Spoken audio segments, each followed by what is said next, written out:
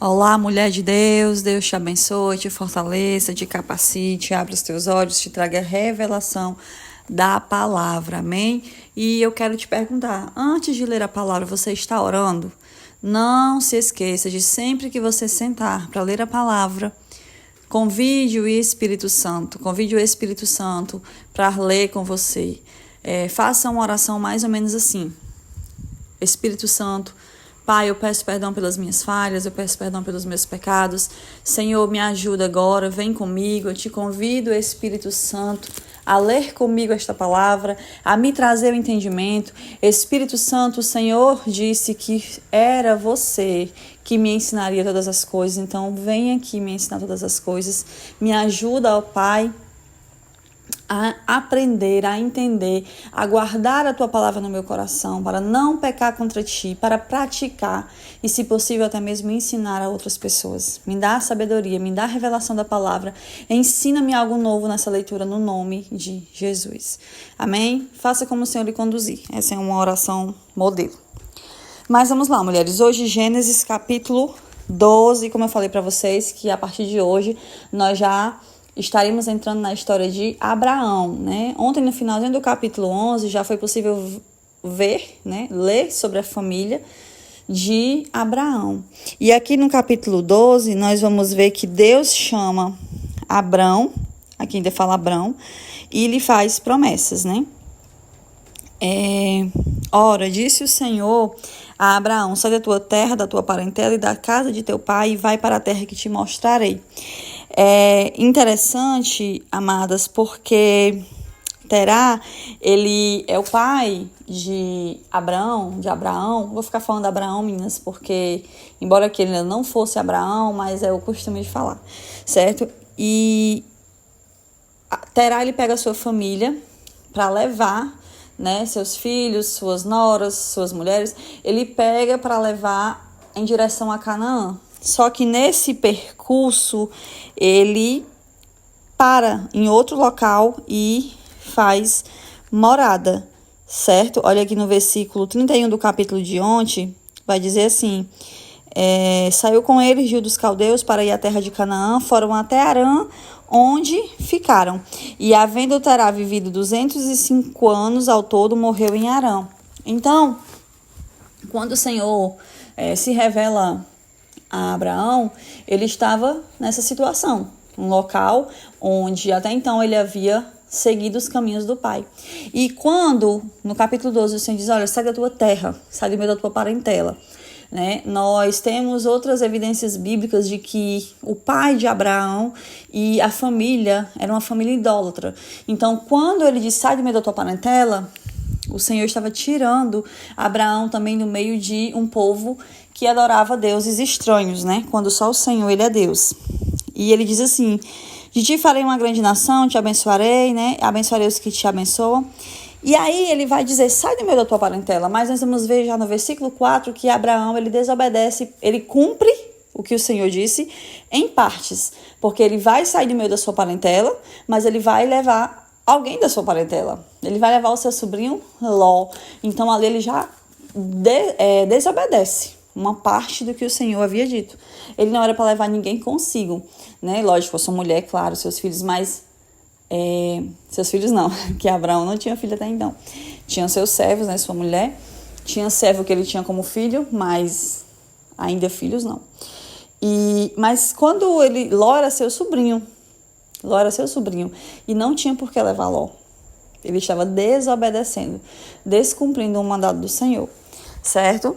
E aí nós vamos ver que Abraão, ele vai fazer isso. Levou Abraão consigo Sarai, sua mulher, Ló, filho do seu irmão, e todos os bens que havia adquirido, e pessoas que lhe acresceram, né? As pessoas que tinham o seu serviço em Harã, partiram para a terra de Canaã e lá chegaram.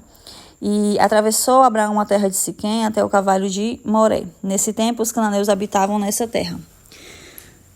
Apareceu o Senhor a Abraão e lhe disse: darei a tua descendência a essa terra. Ou seja, Abraão, ele é pai, né? Ele é pai de toda a nação de Israel. Ou seja, veio através dele que veio essa nação de Israel. Então aqui o Senhor estava fazendo a promessa Uma promessa que talvez para Abraão não fazia sentido porque ele não tinha filhos. E o Senhor estava dizendo assim, eu darei a tua descendência essa terra. E Abraão se perguntando, que descendência, que terra? Porque eu não tenho ninguém para deixar como meu descendente, certo? E nós vamos ver que nessa caminhada de Abraão, ele vai ter uma passagem pelo Egito. Havia fome na terra, então ele foi tentar escapar, sobreviver ali no Egito, enquanto a fome no seu local não cessava. E quando ele se aproximava do Egito, ele fez algo na tentativa de se proteger, mas que também não deixava de ser uma quebra de princípios, né? Ele escondeu a verdade. E ele disse, olha, os egípcios, conhecendo a fama dos egípcios que não podiam ver uma mulher bonita, então ele sabia da beleza da sua esposa Sarai, então ele disse, olha, quando chegar lá, eles vão querer me matar para ficar com você. Então eu vou dizer que você é minha irmã. O que em partes, amadas, não era mentira. Porque se nós entendermos aqui a descendência, aqui no finalzinho do capítulo 11, nós vamos ver que Sarai era meia-irmã de Abraão. Ela era filha de Terá também, mas com outra mãe, certo? Jéssica, isso não é pecado, isso não podia? Lá nós vamos ver mais lá na frente, no livro de Levíticos, que é o livro das leis, que isso é tomado como incesto, e isso é proibido. Mas no começo, até um de vocês me perguntaram, se no comecinho de tudo, né, se Caim, ele gerou com uma das suas irmãs. E sim, no começo foi necessário que viessem descendentes da mesma família. E aqui não foi diferente, tá certo? Não foi diferente, amadas, porque... Deixa eu ver aqui onde é que eu anotei. Tá aqui, achei. Que embora esse tipo de relacionamento ele viesse a ser proibido, logo mais, né, por ser incestuoso, mas Deus ele planejou que a humanidade viesse de uma descendência de um único casal, permitindo o casamento entre irmãos durante algum tempo, certo? Existem coisas na Bíblia, no Antigo Testamento, que nós não podemos hoje tomar para a nossa vida, né? Nós vamos ver que homens tinham mais de uma mulher, mas também haviam, porque naquela época o Senhor permitiu o homem ter mais de uma mulher, quando a sua primeira mulher ela não conseguia gerar. Aí o Senhor permitia que ele tivesse outras mulheres, né? Ou até mesmo para a questão de que o homem ele queria ter uma descendência muito grande, então ele tinha mais de uma mulher para ter vários filhos, certo? Mas isso hoje não é mais permitido. Mas por um certo tempo o Senhor permitiu. E aí, voltando aqui para a história, né? Abraão ele vai chegar ocultando, omitindo uma parte da história, né? Dizendo que ela era sua irmã, mas também não disse que era sua esposa. Então aí está o erro. E Faraó, ele começou a favorecer Abraão ali naquela terra do Egito. Mas depois a mão do Senhor vai pesar sobre Faraó. Por quê? Porque Faraó estava ali interessado na esposa de Abraão, que era um dos seus escolhidos.